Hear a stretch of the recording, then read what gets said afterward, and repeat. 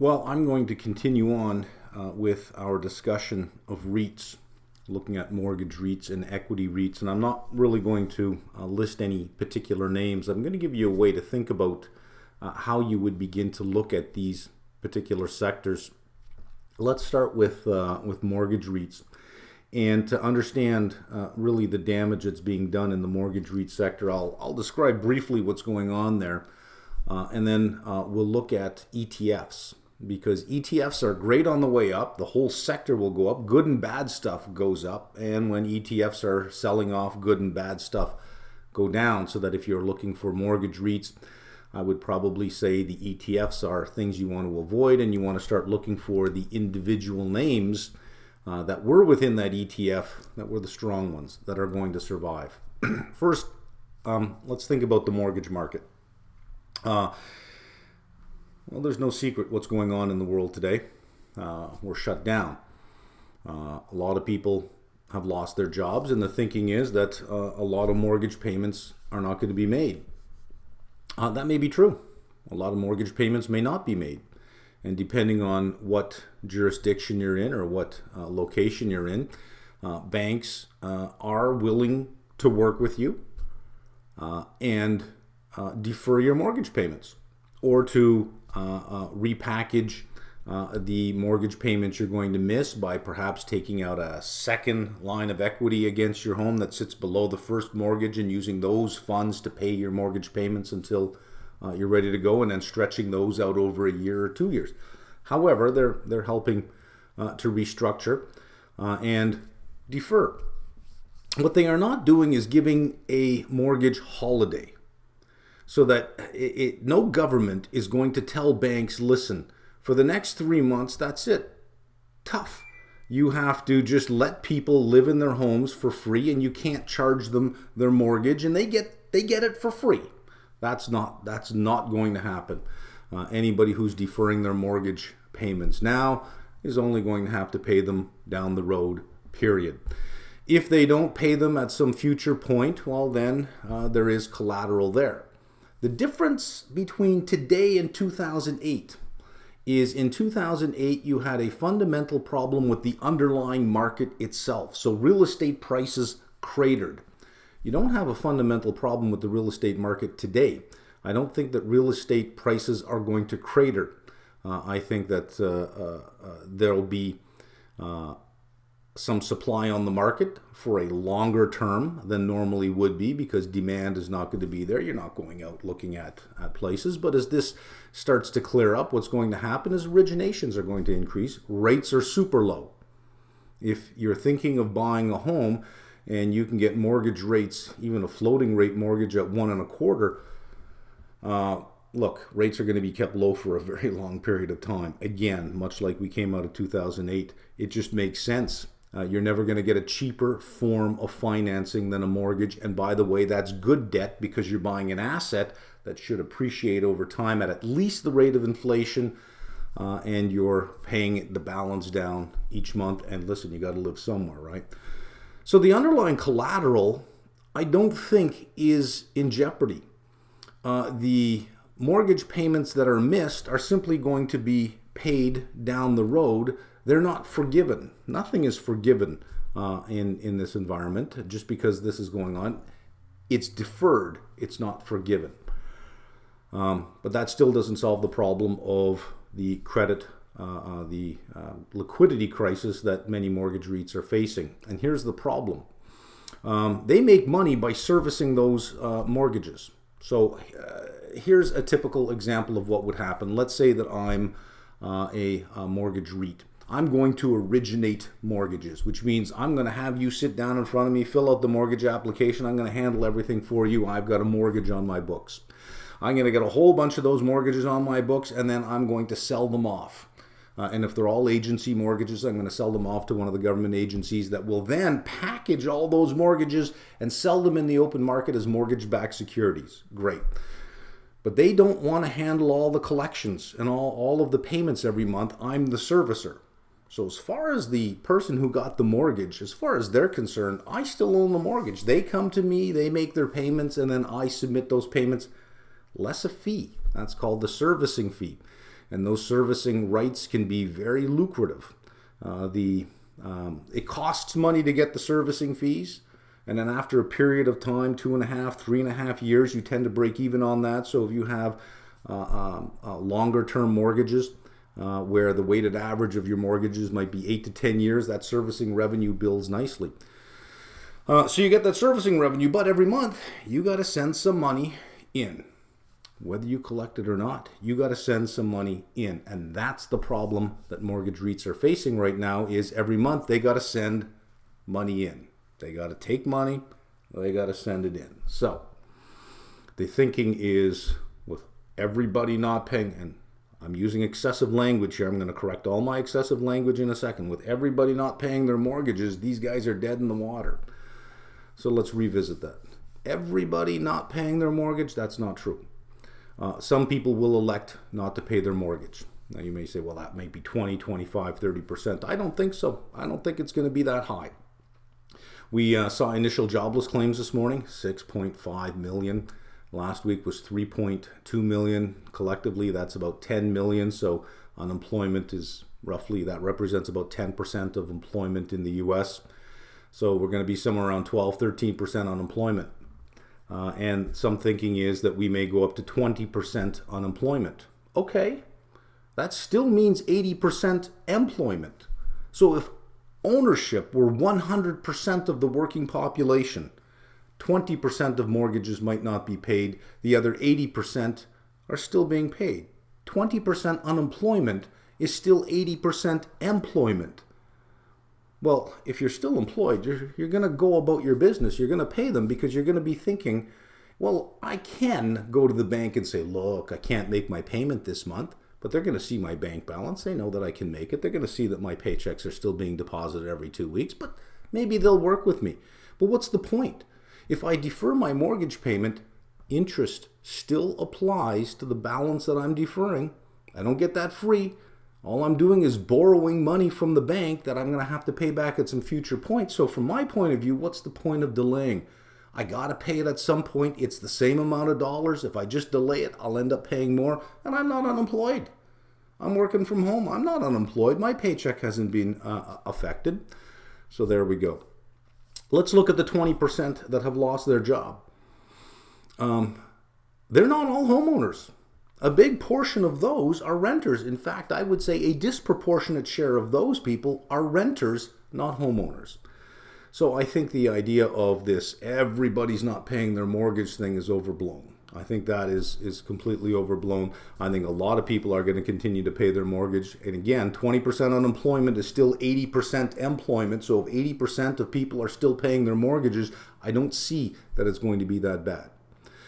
So let's look at, get into detail here about mortgage REITs and how we can find good names, because I've been asked that. And I don't want to say I like this, I like that, because I don't, and I've said it in another video, I don't want to have to keep talking people off a ledge.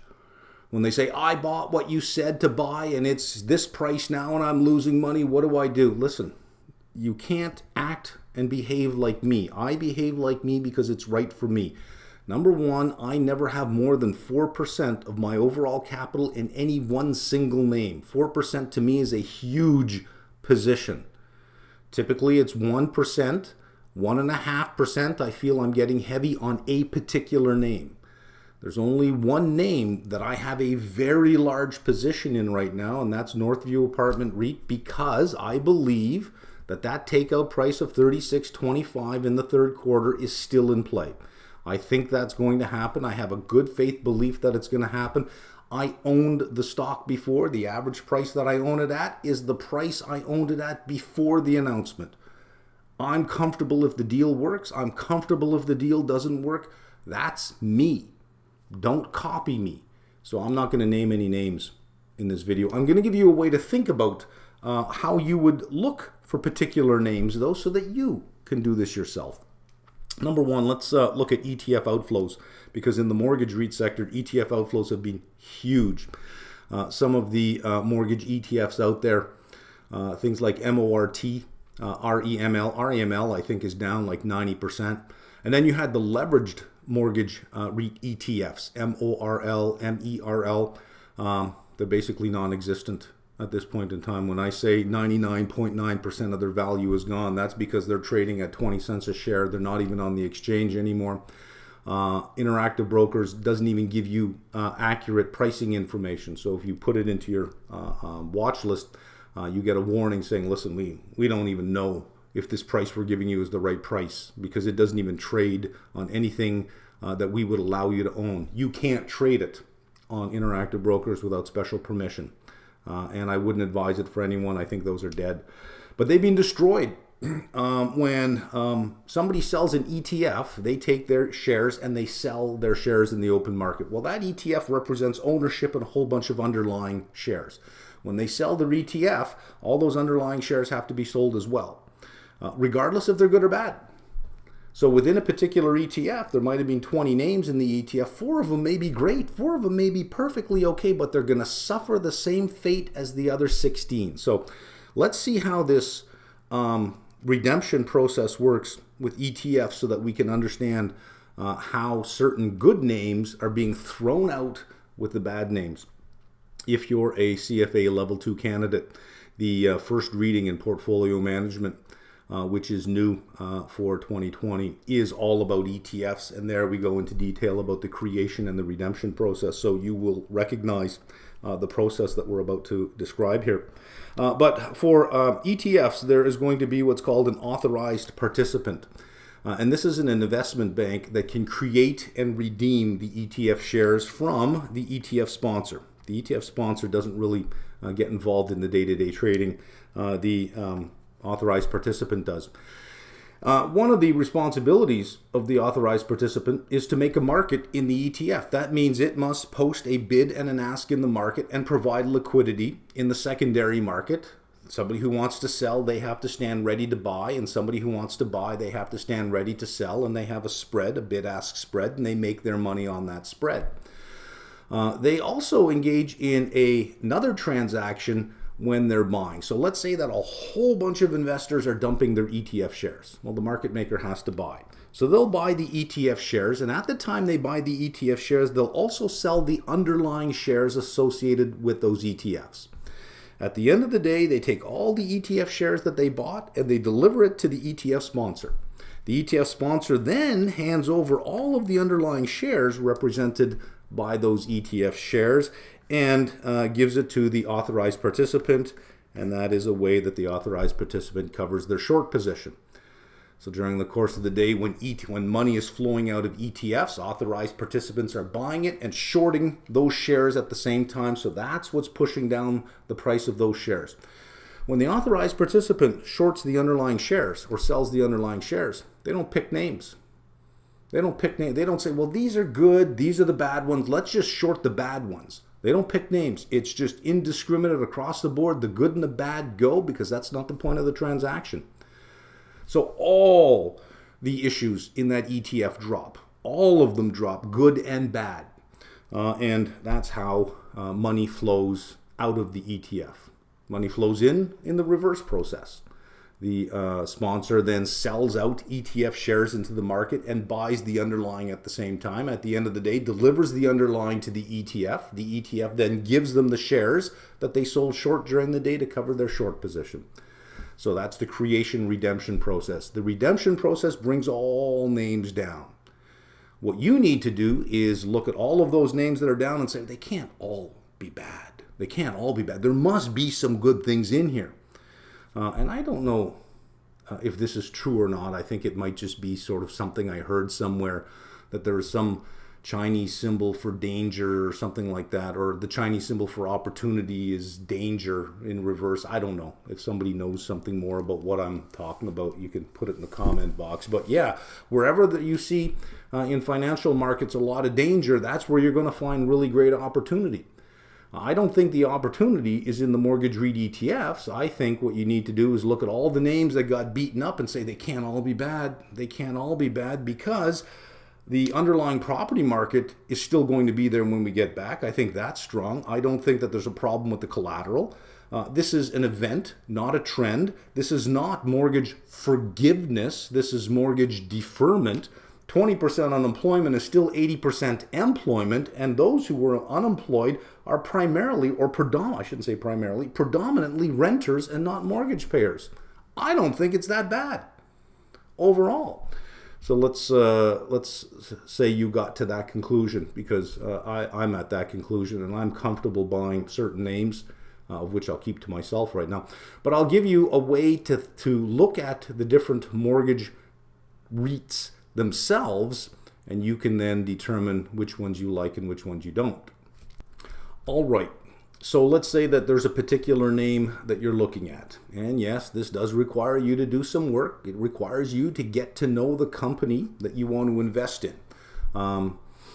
Think about it this way. Let's say that I was an entrepreneur, and I approached you with a business idea, and I had my business plan. And I told you what my idea was. Would you still want to see my business plan? Would you have questions about, well, how are you gonna generate revenue? How many products or services do you have? How are you gonna price them? What does it cost you to deliver that? What is your fixed cost structure gonna look like? How much money do you need to get started? How long is it gonna take you to get to break even? What kind of return on investment can I expect? What kind of return on the assets can we expect? Are our assets physical assets, or are they human capital? Are we investing in people, or are we investing in... You'd ask a whole bunch of questions. Nothing is different with a publicly traded company. You will ask all those same questions. And so here are some of the things that you might want to look at for mortgage REITs. Look at their credit facilities. How much dry powder do they have? They don't have to be sitting on a pile of cash. They just have to be sitting on the ability to get to a pile of cash, and that is their credit facilities. And typically in their 10K, which is their annual report, if you go to the notes of the financial statements, either in the MD&A, they'll talk about their credit facilities, or go into the notes where they talk about the different layers of debt that they have. Go there, and they'll talk about all the different credit facilities they have and what the unpaid principal balance is. You might see something called UPB in a column under all of the credit facilities. You might see UPB, that's the unpaid principal balance. So they might have a credit facility of 500 million, unpaid principal balance of 350. Next one might be a credit facility of 420 million with an unpaid balance, and they'll typically have many of these credit facilities. The big thing is how much short-term financing can they access without having to go ask for it? How much is already prearranged? That is their credit facilities. The bigger the number, the better, because that will help them get through whatever they have to get through. Also look at what type of business they're involved in, agency or non-agency. Agency mortgages on their book, they can typically sell that off to one of the government agencies quite easily. So if they have a bunch of mortgages on their books that they haven't gotten to that critical mass where they want to securitize it yet, they can turn that into cash very quickly. Non-agency, typically they're going to be sitting with it. Now there is a problem with the mortgages that are sitting on their books before they get to push it off their books. The mortgages all have to be performing mortgages. That's critical, and that's a bit of a problem. You can look at some mortgage REITs, and some mortgage REITs just securitized their last securitization before this happened. So they haven't had time to build up a bunch of mortgages on their books. Great. Others have built up a bunch of mortgages on their books, and then this happened. Any mortgages in there that have not paid, that in other words, the bank has said you can defer your payment so the servicer hasn't gotten their money. Any mortgages, well, I shouldn't say the bank, because they're the bank really, they're the servicer. So if they've given any deferrals, any deferment on any of those mortgages, they don't qualify to be sold off. They all have to be performing mortgages. That can be a bit of a problem. But agency, great. Non-agency, yeah, you're taking on some risk because the servicer pretty much has to sit on those. While they're sitting on them, they still have to make the payments to the mortgage-backed security, or the SPV that's then pays out the MBS. Look at the reputation of the company, because if they do have to go and secure more credit facilities, that reputation matters. Reputation matters. So look at the reputation of the company, look at management, look at the experience of it, look how long that company's been around. The longer they've been around, the greater the relationships they have, the more trustworthy they become. Look at their derivative use. This is important. What some companies do, or what some mortgage companies do, is they'll use swaps. So there may be some mortgage dealers that now have to meet their mark-to-market, or that have to post higher collateral because these swaps have moved against them. Most companies will use derivatives only for the portion of the mortgages they're originating that haven't been securitized yet. And if that's all they're using the derivatives for, that's okay. Nothing wrong with that. So you, in the notes of the financial statements, read how extensive their derivative use is, and it also helps to look in past statements to determine what the size of their gains or losses on their derivatives have been, and it should be very small. Yeah, you know, a loss on a derivative is not a big deal. Losses or gains should be very small, but they shouldn't be these big, huge movements. So have a look at that. Do expect that there will be dividend cuts. When you have a stock that was $15 yielding 8%, and now it's $4 yielding 25%, that's simply untrue. The dividend will be cut. And as an investor, great. Please do cut it, because I do want you conserving cash. I don't want you issuing more equity. I want you conserving cash. So follow the rules. Make sure that you're still satisfying the regulations for being a REIT. But if it means cutting the dividend, please, by all means, cut that dividend. Give it to me later. Don't dilute me. Just cut that dividend. Save that cash. So that's what you're going to look for. You're going to look for the extent of their credit facilities. How much dry powder can they access very quickly? Look at the mix of mortgages that they're involved in. If they're involved only in agency type mortgages, fantastic. The reputation of the company, how long they've been around, and the use of their derivatives. And of course, when you're buying, do expect that there will be dividend cuts. Don't be shocked by that. Most prices are reflecting dividend cuts now. So a dividend cut would even be a boost to the price of the stock.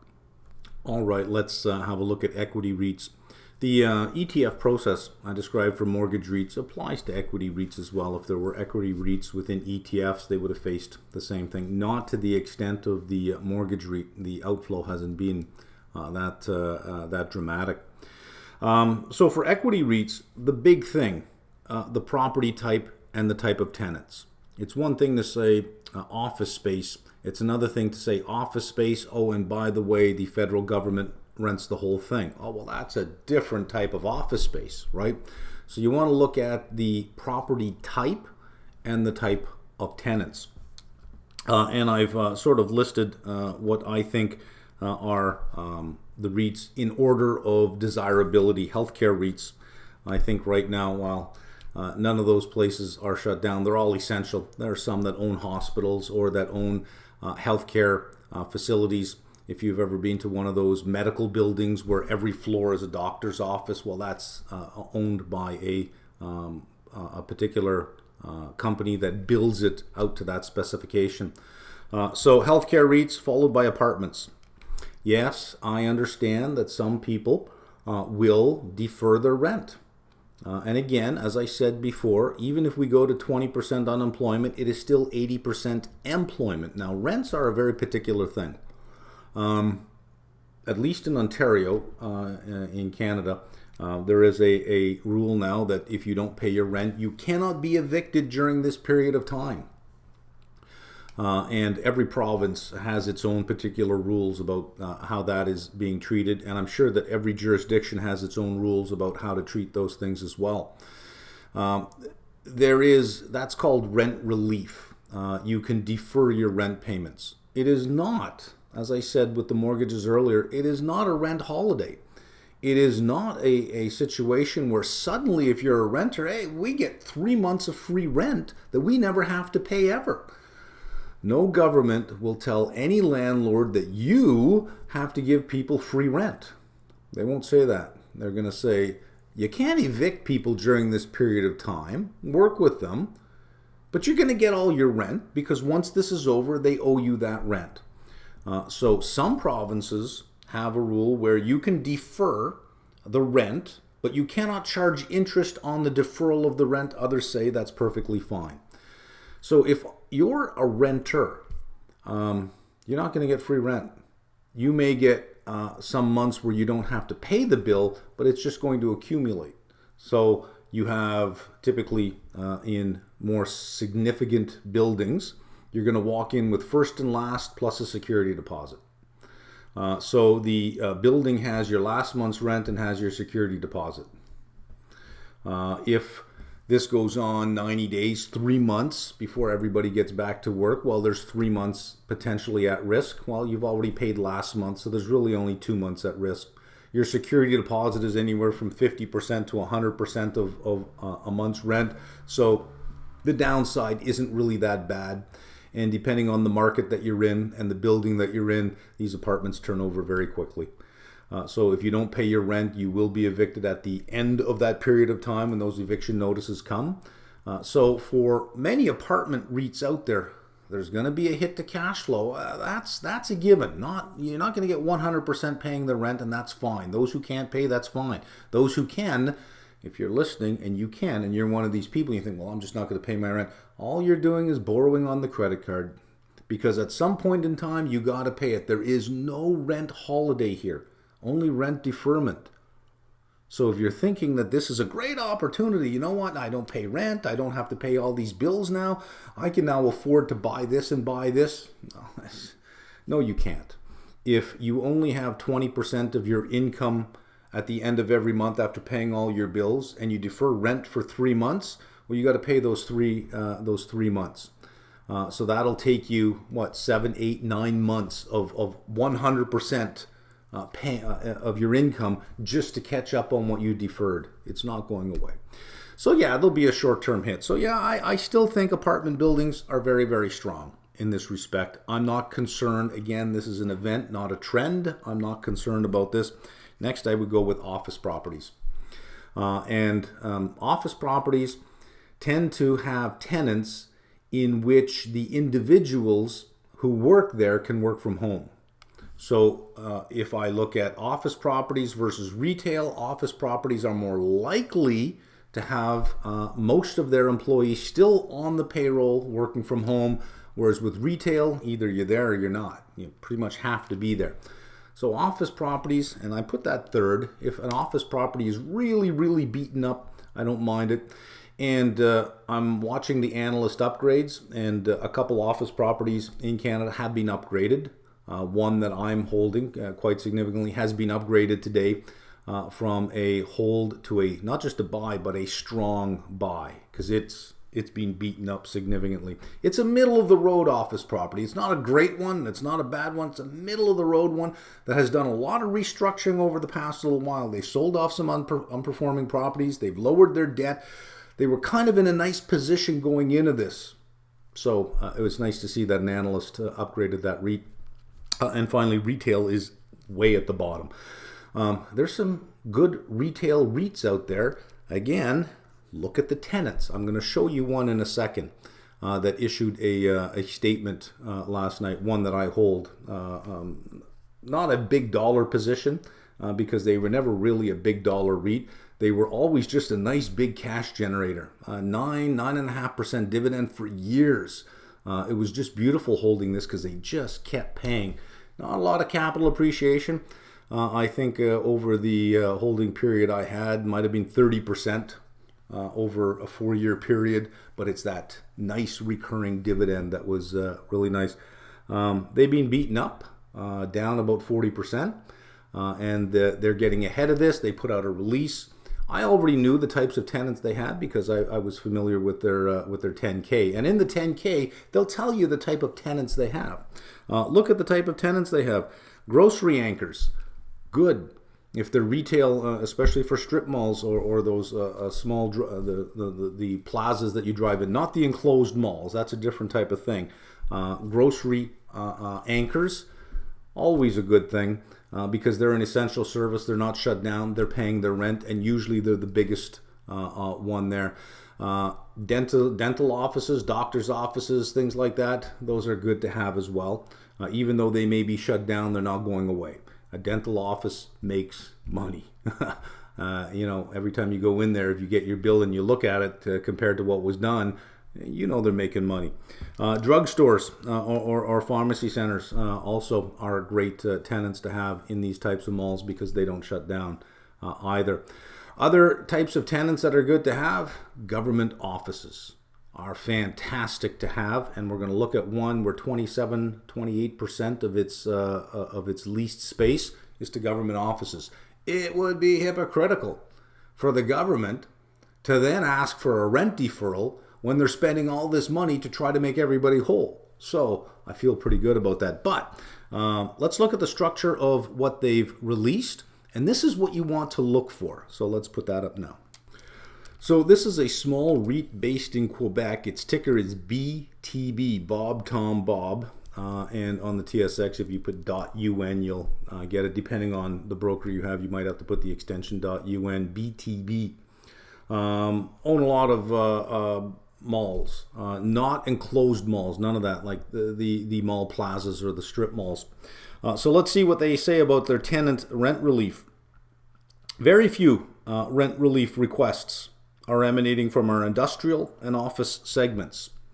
Our largest office tenants include Public Works Canada, West Safety Services Canada, and the Government of Quebec. Walmart Canada is our largest retail tenant, and this tenant is considered essential services at this time. Well, that sounds great. More than 27% of the Trust's total revenues are generated by leases signed with federal, provincial, and municipal agencies, and therefore generating stable cash flows for BTB's operations. Great. So let's look at the other 73%, right? Most notable impact of the virus on our revenues is from our retail segment, which generates approximately 33% of our total NOI, net operating income. These properties help if they have been closed. These properties are 96% leased. We are negotiating rent relief with some of our tenants requiring help if they have been closed by governmental decree or if it is impossible for them to operate as in normal circumstances. So even though 33% come from retail, they've already told us that Walmart is their biggest retail anchor. They also have a lot of grocery store anchors as well. So of that 33%, it's not like all 33% is at risk. Some of that 33, they're saying the largest rent relief requests are coming from the retail segment, which makes up 33%, but not 33% are asking. Let's see what we have here. Tenants that are most affected are operating in the entertainment field, restaurants, child leisure, hair salons, and daycare centers. All our grocery stores, drugstores, and financial institutions are in operation and continue to pay rent.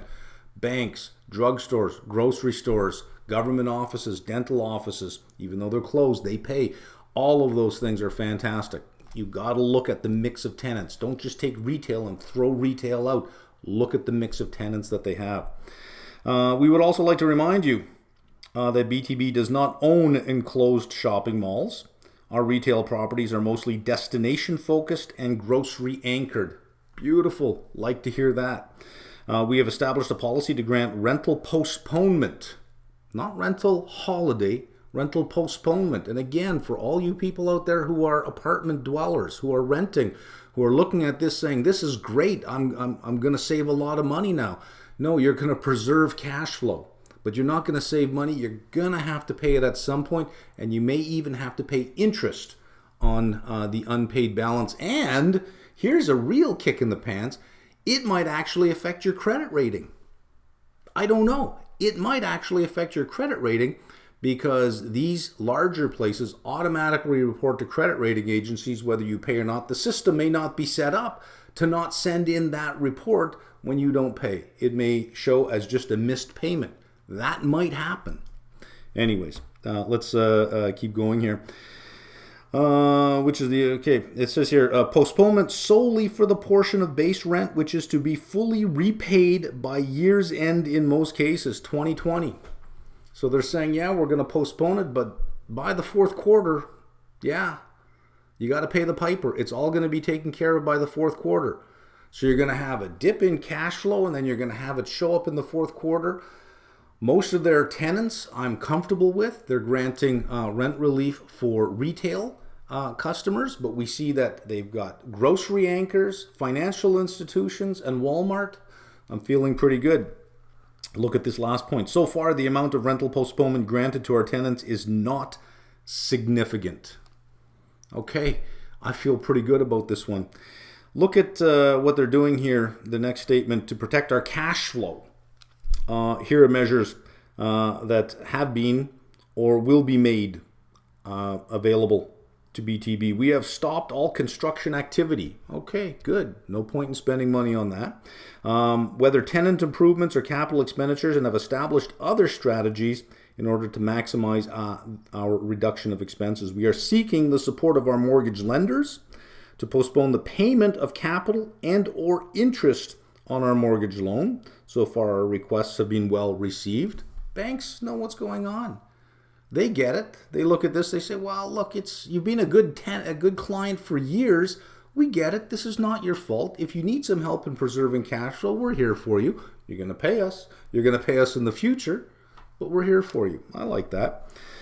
Some municipalities have granted a delay in payment of municipal taxes, and this delay will help our cash flow for the following months. Now, if you're a business trying to preserve cash flow and you have these things available to you, I say take them. Whether you need them or not, take them, because you don't know what uncertainty lies ahead.